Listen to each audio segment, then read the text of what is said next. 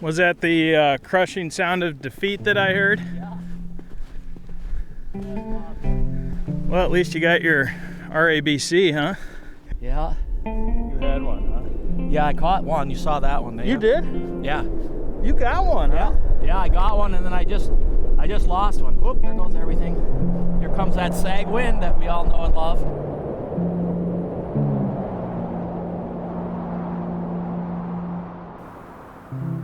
Welcome to the Paddle and Portage Podcast.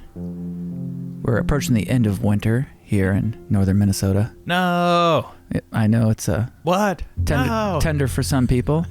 Those of us who aren't dreaming of open water paddling season, those like Joe Fredericks, scheming up ways to keep getting out there. I mean, I'm excited for open water paddling season. Don't get me wrong. I'm excited to get out there in May with you, me, K-Man, Dickus, the usual crew in early May.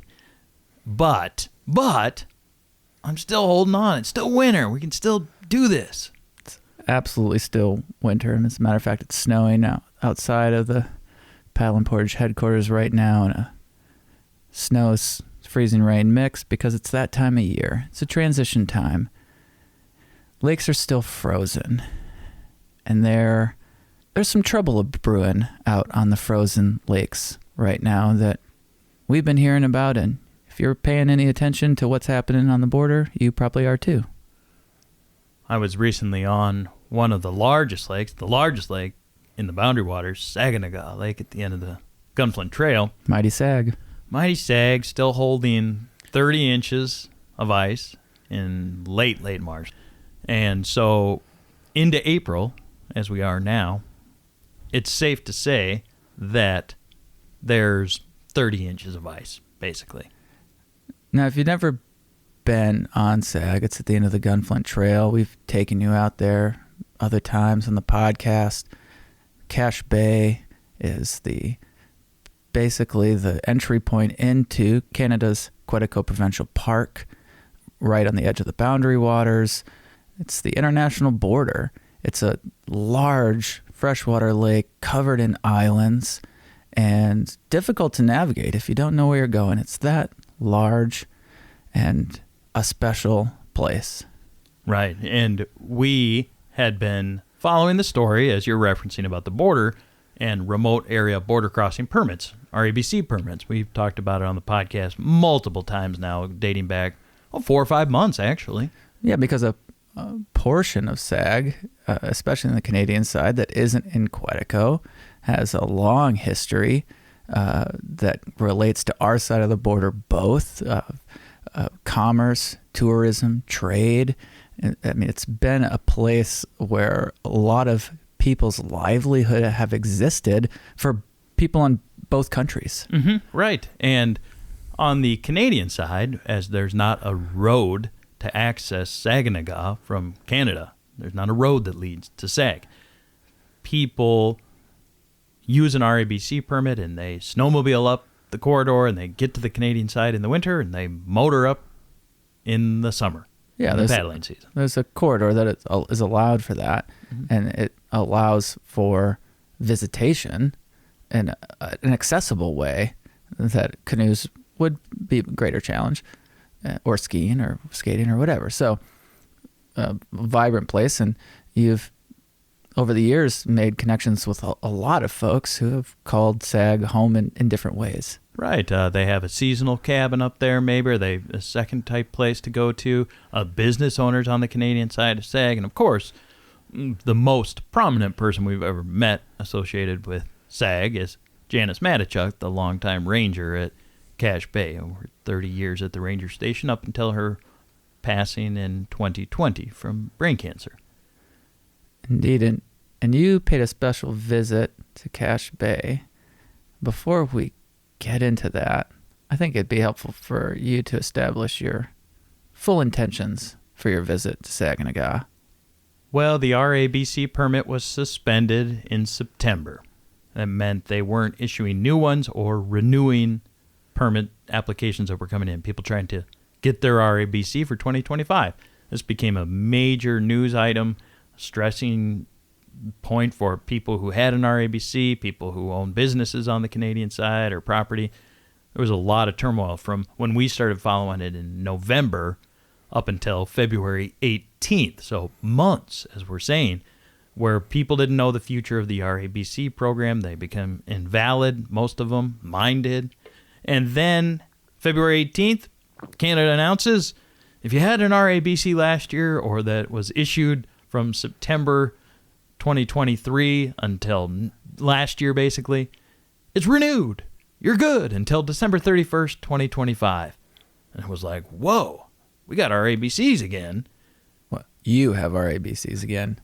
Folks like me who hadn't applied, so you either have one or you don't get one. And you happen to have one now. So mine renewed. And we then started to hear from people who started going back, using their RABC, getting into Canada at a resort and a property owner in particular, saying, well, we're up here and that's great. And we're noticing a lot of security, border security on the Canadian side, helicopters, drones, flying just above the tree line frequently. And that prompted a trip from Paddle and Portage to go into Canada on the Canadian side of Sag. This is Mark Savoy with Solbakken on Superior. Solbakken has 6 motel rooms and 6 charming cabins located on the shores of Lake Superior. The motel rooms are the perfect place to stop over either on your way in or your way out of the Boundary Waters canoe area. Visit our website at Solbakken on Superior to make your reservations today. And this episode of the Paddle and Portage Podcast is brought to you by Sawtooth Outfitters. They're conveniently located on Highway 61 in Tofty. No matter what season, whether it's your first trip or you are an experienced adventurer, they are there to outfit you with the right gear and knowledge to ensure an unforgettable experience. Winter rentals include snow trekker canvas tents with wood stoves, toboggans, skis, and snowshoes for outdoor winter adventures. Summer rentals include, of course, canoes, kayaks, bikes, guided tours as well. Their outdoor gear store is stocked with clothing, gear, maps, souvenirs, have you covered for all of the seasons. So whether you're on the North Shore for a short getaway or an extended trip, stop in and check them out. Otherwise, you can find them at sawtoothoutfitters.com or give Jeff and Sarah and the crew a call at 218-663-7643. Start planning your BWCA or North Shore adventure now. Sawtooth Outfitters. So I'm out here in Cache Bay in Quetico Provincial Park. I am with Mr. Darren Fagerman. Always a pleasure to be hanging out with you, Darren, and particularly enjoyable to be here in Cache Bay. First time for me in the winter. And how's your day going so far? Very good. Thanks for coming along, Joe. I appreciate it. Yeah, you can't ask for anything better than this. You just caught a nice lake trout? Yeah, caught a nice lake trout. We've noticed in the last few days and the last week of fishing here, the trout have been full of smelt. I mean, they're gorging. Yeah. Well, we got your dog Cisco laying over there on a tarp of sorts and enjoying the sunshine beating down on us here in Cache Bay. And you and I had talked. I just went over to the ranger station. We're here on an island near Janice's Island in Cache Bay. I went and checked it out. My first time up there in the winter months. You and I have been talking, sharing some Janice stories today on our walk out here and so forth. What do you think of when you recall Janice Matichuk and her time out here at Cache Bay? They broke the mold after they made her, that's for sure. She was one of a kind. Very nice lady, fun to visit with. She enjoyed having company too. You know, obviously we'd go some time in the slow seasons without seeing anybody. Though, but Janice was very nice, always treated me with respect. I used to come down here with the Ontario Ministry conservation officers and deliver like fire pumps or gas or something that they need for fighting fires in the summertime. So I was able to come down and do some visiting with her. And then I'd see her at the parking lot. You know, she parked in the Sag parking lot there. Mm-hmm. And very nice. And we miss her. We definitely miss her up here. Yeah. For people who don't know, who are either new to the podcast or missed some of the RABC stuff we were doing earlier, you are a retired conservation officer for the Minnesota Department of Natural Resources. You spend a fair amount of time, or a lot of time, up here on Saganaga. You know the lake extremely well, and in that sense, in being in Cache Bay, I mean, for me, it's just like an automatic, like, I just think about Janice every time I'm even on Sag, but certainly in Cache Bay here, and I've been back now a few times since Janice passed away in 2020. But I mentioned the RABC situation, Darren. You and I have been talking about this since November, and today we're in here legally in Cache Bay because you and I each have an RABC that carried over from last year, essentially, when we renewed them. But that's not the case for everybody, and the future's still unknown in terms of what's going to happen to our RABC at the end of the year, which is a permit that allows us to cross into Canada on a lake like Sag without having to check through customs. We've gone through a process of screening process essentially already to make this legal to be in here. Now that there's at least a year ahead to use it, get to your place on Sag and get to Cache Bay and do fishing. How you feeling since the last time we spoke, which was we didn't have permits at that time? Well, a lot better. I mean, it was nice. We went the whole month of February not coming up because it was really cold, and just coming around the long way wasn't in the cards for us. But then they allowed the expired permits to be good till the end of the year, so now we're coming back up again, and it's puts a smile on our face for sure. I mean, it's beats the alternative, but right now we don't know what the future is going to be as far as the RABC permits go. We've been working with the congressional delegation, being in touch with them, and they don't really know, and they've been asking for answers from the Canadian government, and we just get the kind of a generic response that you could use for almost any situation. And so it's a foreign government, and they get to run their country the way that they want to run it, and we just hope that they see our side of the story, and hopefully we can get the permits again and be vetted and come up here the way that we've been coming up here for 30 years. Mm-hmm. Right. And why is it important that you have one? Again, just a more background side of it, that in case people don't know, like, why it's important or of value to you to have an RABC permit. Well, in the summertime, you'd have to go either hire a boat or bring your own boat and come and portage into Saganaga, which, it doesn't sound like a big deal, but we have the RABC Provincial Park on Sag, and we can't cache boats on the Sag side, Saganaga side so we'd have to have a resort or somebody come and pick us up and take us to our cabins, and it would be, now I can make it to my cabin in less than 2 hours, and this would be probably 5 hours by the time you could make it there. And then if you come up on the Trout Bay Road, there is really no access. I mean, you can get into Saganaga on a little portage, which is probably a 7-8 mile boat ride from my place, but the road is more of an ATV bush road. It's all brushy, it's rough, sometimes it's underwater in June. And then when you get up to Sag, there's no place to park. So if you got 50 cabins on the Canadian side of Sag, and people start coming that way, there's just no place for anybody to park. It's just a road going in there and dead ends at a portage. And so, I mean, that's not really feasible to go that way.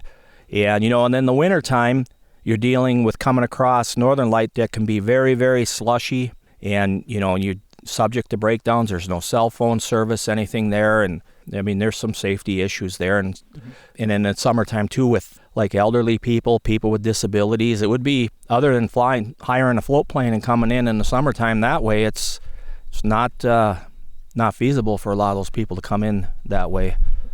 And you built what is essentially like your dream cabin. Yes. Outpost on Sag, and we last night had a steak dinner and some lake trout and hung out at your cabin. It's new, it's gorgeous, it's just spectacular, and it's solar there. I mean, it's just a cool spot, and for you rely on an RABC to get there, basically. Yes. Yeah. In fact, you mentioned the solar. We had a solar company from Thunder Bay install all of our solar equipment. We got it from up there, and they actually came in through the United States to the end of the trail using a remote area border crossing permit to bring all the material, the solar panels, the inverters, everything that they needed. They did not come, even though they're in Thunder Bay, they did not come across Northern Light Lake or take the Trout Bay Road, because there's a reason. It's very difficult. So it was actually easier for them, to come around that way. And we've had some chimney inspection for insurance, and the Thunder Bay people have come around the way that we do with a RABC permit because it's the way that makes sense. Yeah, that's a good example, illustration of like not just U.S. people that find the value in the access with a RABC. It's Canadian people use that too, because that's like you say, Janice used to come in that way too. Yep. She would come up and park in the parking lot at where the Sag Lodge is now, at the county parking lot. And that's where she parked her vehicle there in the summertime. And we're out here in late March, Darren, fishing in Cache Bay, and you have been here maybe 10 days ago or something like that, and you saw a helicopter that flew overhead, like a border security type. Was it pretty low, or tell me about that? Yeah, we've seen actually it's the same helicopter, but we've seen it quite a bit. Just, above the tree level a ways. And one day when it flew over us, I don't know what happened, if they didn't have their Jet A cap on or they had a leak, but we smelled raw diesel fuel for 20 minutes, half an hour after they left. It was really strong, like you poured it on your foot at a fuel pump. It was. I don't know. What do you make of that? Well, I don't have any idea. I mean, I live by the airport, so I know what burnt Jet A smells like, and it smells like you're putting lighter fluid on a charcoal grill. But yeah, this was raw diesel fuel. So we saw it again after that. So obviously it didn't cause a problem for her. But you don't suspect that was any sort of making a message, sending a message or something? I don't think so. I think something was probably faulty with the helicopter, or I don't know. It was kind of weird. Okay.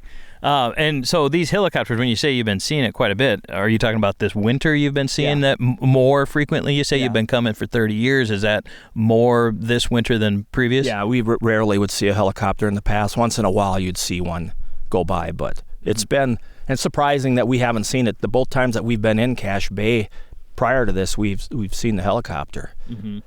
And is that, what type of vibe do you get when you see this thing flying just above the trees and they're in a chopper looking at you and you're just ice fishing like we are now? Yeah, I don't know. I just kind of wonder why they don't land on us and check us, I guess.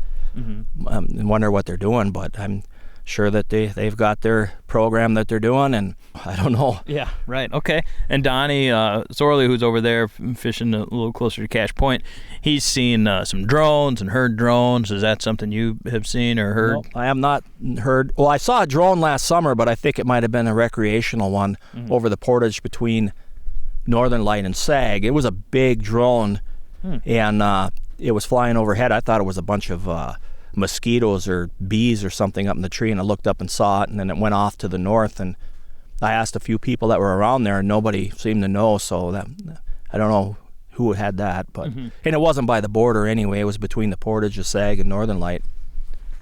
You also saw some wolves last time you were here, they came around Cache Point, relatively close at least. Yeah, at first out of the corner of my eye I thought it was my dog, and standing off on the point, so I didn't pay much attention, and all of a sudden I turned and looked, and there was a timber wolf staring, and my dog was about halfway between me and the wolf, and he didn't want anything to do with him, thankfully. He just turned around and came to me and started whining, and then a second wolf came around the corner.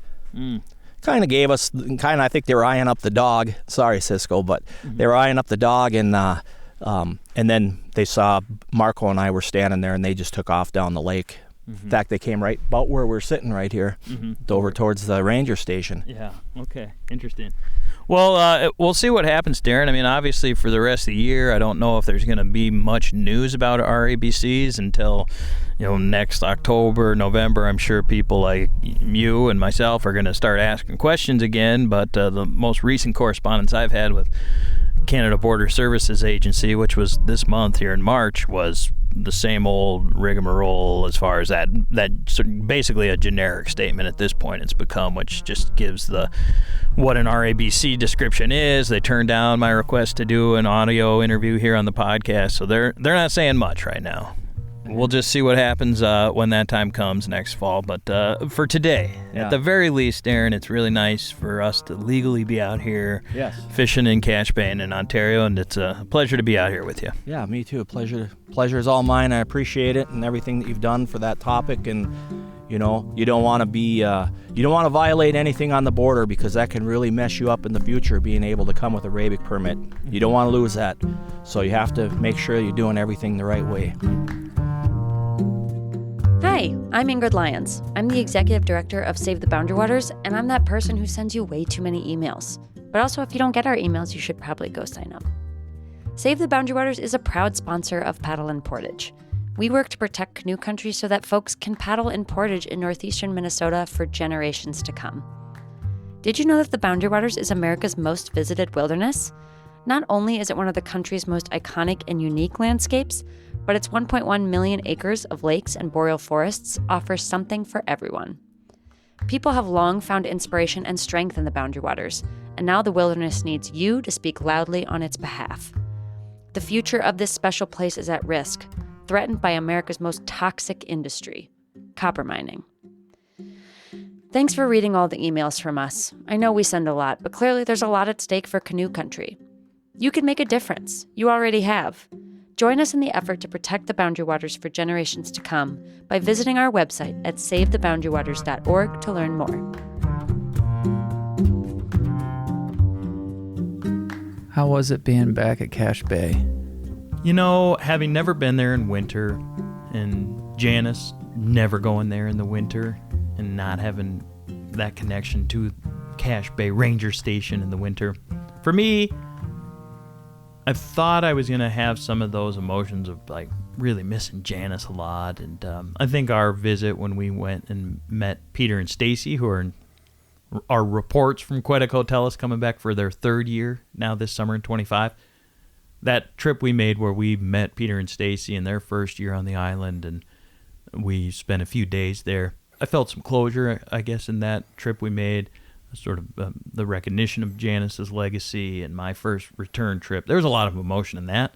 And this time it was just kind of a blast to get there and see the ranger station and this otter slide, right in front of the dock, the gray dock we pull up to in the canoe there. Absolutely. And so I'm walking up to the ranger station. I'm seeing the signs, the Cache Bay sign. I see the ranger station like right there.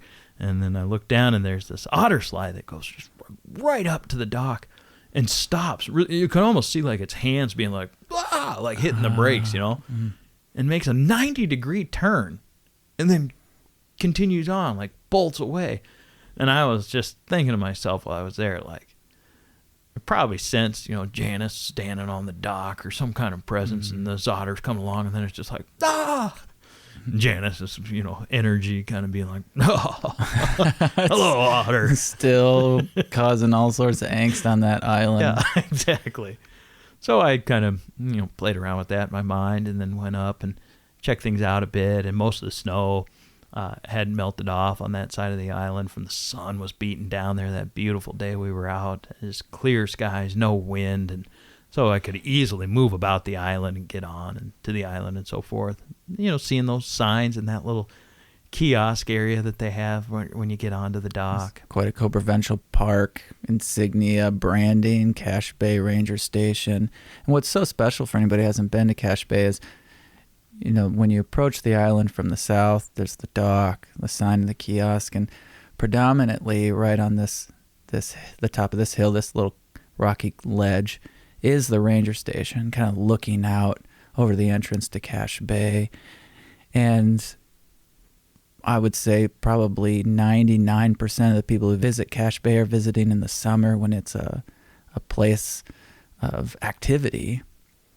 But you were there in the quiet, the empty, unoccupied ranger station, the silence of winter, no songbirds. Imagine it was a very different place with a very different energy. Yeah, it was. It had the white instead of, choppy kind of glare water, like the waves dancing out there that I see every time I've been to the island. It was just a sea of white looking out there. There was some fresh snow from a couple days before I arrived, and it was so sunny and calm. That was the biggest difference for me. Which is rare on Cache Bay. Yeah. It's often be quite a windy, moody lake.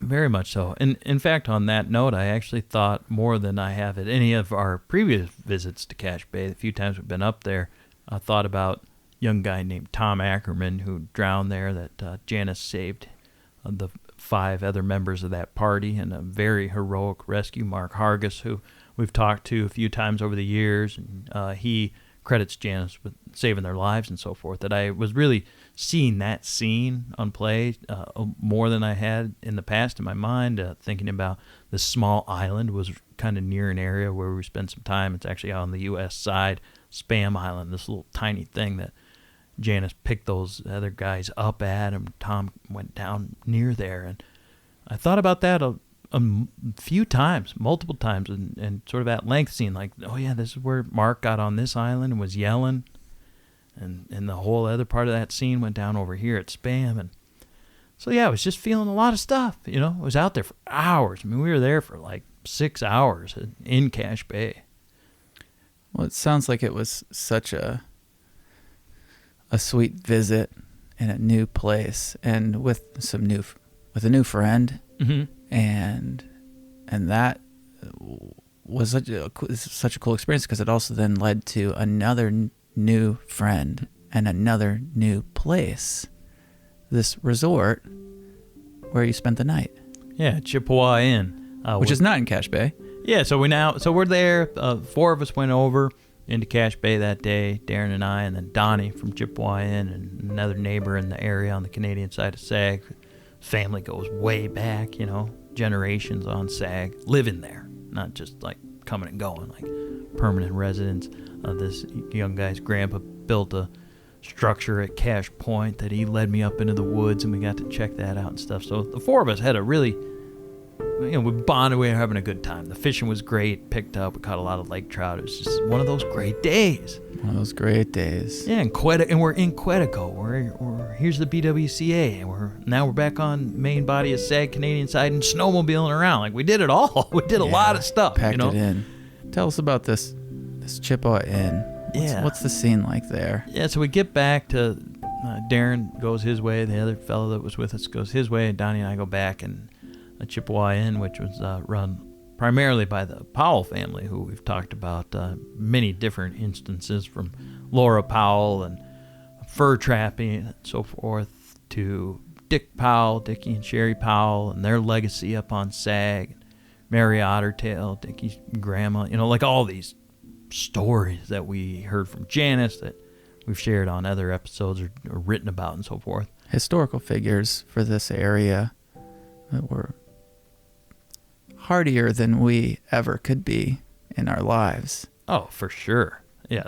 Cutting ice out of the lake to use in the summertime for, you know, their refrigeration. Mm-hmm. I mean, they had a lifestyle of living on Sag year round, and you were there at the place where all this went down. Giant log cabin, it sounds like. Yeah, I mean, there's log structures, uninsulated buildings, you know, that are there, original buildings. There's the old customs places, like on the next little island over. There's a BWCA campsite on the next island over. I mean, it's right there on the border, Chippewa Inn, and we got wood stoves, barrel stoves going in the place I was at, and in Donnie's cabin we're making this meal, and you know, there's the sauna gets going, the dog Spud's running around, keeping things, you know, moving and company going. The snow's melting off. We're back on Earth again, and it's just a beautiful place. The smell of like the cedar and pines is emerging because it was like kind of melting and warm. So it was just almost an intoxicating aroma on the island there, amongst all these old buildings and history. I'm pulling old books off the shelf and stuff. It was kind of like being on Mallard Island over at Rainy Lake, in a way of like, this is a historical place, and there's a lot of energy and stories here. You can feel it on the island there at Chippewa Inn. The biggest island on Sag is where it is. It's just really great. So I walk in after this incredible day in Cache Bay with these fellows and go in and sit down, and Donnie starts telling me these stories, and one of them is a couple years back. He's early season, like the ice had just come off pretty much off of Sag, and this family is paddling from Ely, evidently, a family of 4 and 2 canoes, and mom and dad and these 2 young boys, and they're taking them out fishing, canoeing, traveling the border lakes. going long ways past even Sag, all the way from Ely. And they were catching so many fish evidently on their trip that they ran out of vegetable oil or peanut oil, whatever, probably vegetable oil to cook the fish. They were really enjoying making fish dinners and frying potatoes and just doing that they ran out of oil. So Donnie's running the chainsaw. He's cutting some trees, and all of a sudden he feels this tap on his shoulder. Nobody's up on Canadian side of Sag yet. And it spooks him. He's like, "Whoa!" And this guy standing there, and he's like, "We're out of oil. We're catching so many fish. And we're this family paddling." The family's kind of sheepishly standing there, and Dad's like, "You got any oil? Can I buy some? Are you open?" And Donnie's like, "No, not really. Can I get some oil? Do you have any to sell me?" "I don't know." So he runs off to his own personal stash, Donnie. And he comes back and he found some, gave the guy some, a half-gallon of oil. "Take it." The guy's insisting on giving him some cash. "Take this money, please. Take this money." And, "No, I don't want your money. I'm just so happy to see you guys out here as a family, paddling the boundary waters, out here doing this stuff as a family. I want you to have this. Please take it. That's what matters the most." And Donnie's telling me this story, and I pull out the recorder and just say, "Donnie, what's that all about, And here's what he said. Yeah, you're going to be one hell of a businessman. Do you mind if I just have this thing running? I don't care. Because that's a fucking great story, Donnie. I mean, just the fact that you related to them being out here paddling as a family, and that's what made you sort of be like, well, why wouldn't you help on. them? I mean, why wouldn't you help them? It's a new generation, because you don't see that. You know, you just... And that's where some of the people that we're trying to get right now here is, trying to get the family, trying to get the new generation, trying not to get the fish hog. It's all I have to do is go fishing and whatever else. It's how about spending time around the campfire with the kids and roasting and marshmallows and, hanging out. Mm-hmm. Donnie wants something different for Chippewa Inn. Connects back to that family. Exactly. They're really hoping to kind of get younger people involved and excited about coming up to Quetico BWGA or just Sag, the motorized corridor, the whole experience up there. I was really feeling welcomed there and was picking up on that transition that they're bringing to the place. And I say all that because everything about that vision hinges and is dependent upon the RABC program. Which right now means nothing. No new faces. No new energy. There is nothing new possible for Chippewa Inn, for the Canadian side of Sag, unless something changes. That's where it is now. People like Donnie, Darren, myself, a few other people we know who had an RABC permit last year, we can get up there. But if you wanted to make your first trip, that ain't happening this summer. In the same way that I was sitting in Grand Marais while you were chatting with Donnie, I couldn't go. And the idea then on top of that, about helicopters flying just above the trees and drones and so forth, where that fits into this too, and Donnie and I talked about that over the dinner table as well. Did you feel bad for Darren and his situation too, or other people like him who had this idea of Sag and I love it and I'm gonna build this dream cabin, and then it's like, oh yeah, but you ain't gonna be able to get there? Felt bad for every one of them because we're all in the same boat. I mean, we're all in the same boat. We all enjoy it. We all love being here. It is a community. Everyone tries to help everyone else, and, it's just, everyone says, oh, we got to have the resort. We got to, because it helps keep the corridor open. It helps, it has pull. Mm-hmm. But in the long run, it's a tough spot to be for everyone. But you're open this summer. Yep, we're open this summer. I mean, from where we were, like when we started, when you and Lisa and Darren came to the office, it looked pretty bleak at that time, you know. Yeah. And now we're frickin' both sitting up here, you and me and Darren, Yep. having dinner in Canada. Like, Yep. that's a big leap from where we were. And it was sure cool getting here, wasn't it? That's great. You know, just to be able to have it that easy. And the same thing, you know, we are going into a different country. It's hard to believe it. I mean, you came this way. You understand what we're saying. Just to be able to snowmobile up the lake and say, here you are, you know, it's hard to believe that you've crossed over into a different country. Mm-hmm. Which is one heck of a privilege. I mean, there ain't no doubt. I mean, I hate to see it go away. Yeah.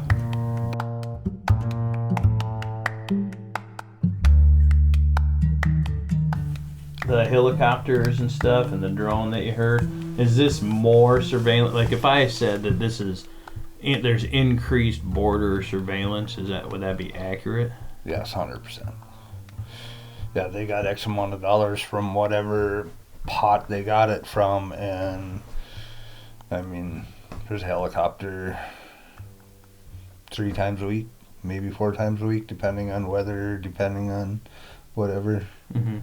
You know, it seems like they'll be here for 3 days and they'll be gone for 2 days, and we'll be here for 3 days or 2 days, And that's new? That's increased? It's never happened before. Really? Never ever. That chopper never used to fly over like that? No, never. Just this year? Yep. That's all part of the border security. Does that, when you see the chopper and stuff, like what, does it make you nervous or what kind of? Well, it did at first. Now it's just kind of like they got a job to do too. And, you know, part of it you feel like is a waste of money, but it's, I mean, where do you draw the line? I don't know what's going on in our back door. Do you see U.S. people ever? Have you been seeing U.S.? Yep, I see both. You do, huh? Yeah. But that chopper that's been flying, that's Canada? Yeah, this one's Canada. That yellow one? Yeah, yellow and kind of orangish yellow, white. Uh-huh. That's all. That's the Canadian one? Yep. And that's the one that's... The blue and white one, I believe, is the one that's coming from East Grand Forks. Mm-hmm. You know, some days you see 3 different copters. Man. And you don't know if they're ever talking to people or whatever? As far as I know, they're not. I mean, if it's M&R, they'll stop and check you. But that's a different helicopter. Have you ever been checked or heard of people being checked? Yeah, I have friends that have been checked quite a bit. In the winter? Yeah. So that wouldn't be new. No. This is new. 100%. I mean, you would always see a helicopter here, there, whatever. You know, because they can cover a lot of country. You know, you jump on a snowmobile and it's like you can hit lake to lake to lake and never see a person, where you can fly over a lake and say there's no one and just keep on rolling.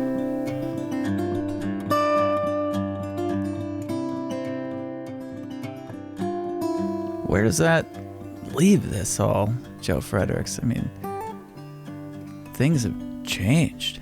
Well, it goes back to what we said at the beginning with what you opened with, which is this is the end of winter and the paddling season, and we'll get through April as we do every year, the slog and grind and mud and the ice out and all the stuff that happens in April, which is, you know, And May. not my favorite time of year coming up, but that's all right. Mm-hmm. So we're going to do that. And then what people need to keep in mind and why we are reporting this, we've got an article about it at paddleandportage.com, is that this isn't like going to just change. No. None of this, what I experienced at Cache Bay, what Donnie and Darren have been experiencing for months, is going to change when the ice goes out. Like the helicopters are going to be flying over Cache Bay and the border lakes. I mean, we're talking about like Mountain, Gunflint, South, North, Sag, Otter Track, down the line. That Knife. Yeah, the helicopter is going to be there just above the trees and on a regular basis. You know, Or drone. and a large drone. Like those things are going to be part of the paddling season on the Canadian side. in a way that they haven't ever been, a frequency that they haven't ever been. And I'm not saying that that's like even necessarily that fact in and of itself is bad. I'm just saying like it's going to be something new. Unless something changes. Yeah. And we have no way of knowing. Mm-hmm. So are you ready for that? I'm going to get back up there and see what it's like in the summer. And if you listening to the podcast are going into Cache Bay, if you had an RABC permit, or if you're paddling the border lakes. Yeah, headed out to Knife Lake like I did last September. Mm-hmm. It's one of the most peaceful paddling trips I've had in years. It may not be peaceful.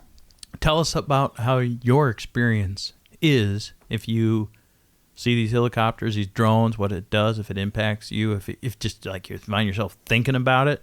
You know, I found myself at one point, we heard maybe a beaver flying in the boundary waters, and I was like, is this the helicopter coming? Or you hear just a sound that didn't quite fit in with nature, and it's like, is that a drone? Is that the Border Patrol Canadian side up in the air coming? Like, it was sort of always in the back of your mind, or it was in mine on that trip, certainly. And I think it will be enhanced, or part of the paddling season. It's going to be. That's the reality as we head into 2025. And these border tensions, talk about tariffs and RABCs, helicopters, drones. Like, this is a new part of the BWCA Quetico crossover in those worlds. This is a new thing that will be part of the 25 paddling season. In a time where everything feels like it's changing pretty quick, I don't know how to feel. And maybe my feelings are irrelevant because they bear no impact on the outcome. But it's going to be different. It is, and at the same time, when I was there at the island on Cache Bay and seeing the place that Janice stood on that dock for decades, and I'm up on the island and seeing the otter track, and Darren's hooting. I could hear him when he hooked into a big lake trout out at that next island just to the north there at Cache Bay. And that experience, I wasn't thinking about any of this stuff then. I was thinking about how incredible it is to be out here in Quetico, how fortunate I am to be up here in this beautiful, beautiful place on Janice's Island, you know, in the boundary waters, on Sag. Like, it still was great. And all that other stuff, because I'm not in the same spot that Darren and Donnie are in terms of ownership of an island and a business and a cabin that I built with my hands. And I got a lot of stuff vested in the outcome. But for that day, we were 4 people smiling, mostly ear to ear, giving each other a hard time constantly. Donnie dropped his phone at one point, and I started recording a video of him going. Darren and I found it laying in the snow. I pick it up, and I'm like, that's Donnie's phone. Go walking up and recording it on his phone. Going, everybody got their phones? Oh, yeah. You know, I'm like, yeah, okay, I'll just make sure everybody's got it. And he's like, yeah, you know, and everybody's kind of feeling their pockets. Yeah, I got it. And then Donnie's like feeling in his bibs. Oh, what? So you still, you know, we're catching fish and roasting some brats over the open flame. You're still doing all the stuff. It's still there. Quetico BWCA, they're still there as we get into the season. That was my biggest takeaway. All this other stuff's happening, largely beyond our control. Let's keep getting out there and doing the stuff we do. Guess we'll see you out there. If we can get through frickin' April. I'm already stressed out about it. I don't sleep well at night anymore because April's on the horizon. It's my least favorite month. I don't even know why I live here in April. What is happening? Oh my God. When's The meltdown. Total meltdown. I just sing when I paddle canoe, feeling, not thinking if the strokes are true. We're gonna get through to the other side. Out in the night, the waves beat the shore. You can hear 'em pounding, you can hear 'em roar. Oh, roll me, rock me in my dreams. You can roll me, rock me in my dreams. So I like to sing, I love to dance. I play the fool if I got the chance. All around the campfire light. All around the campfire light. All round, all round, all round the campfire light.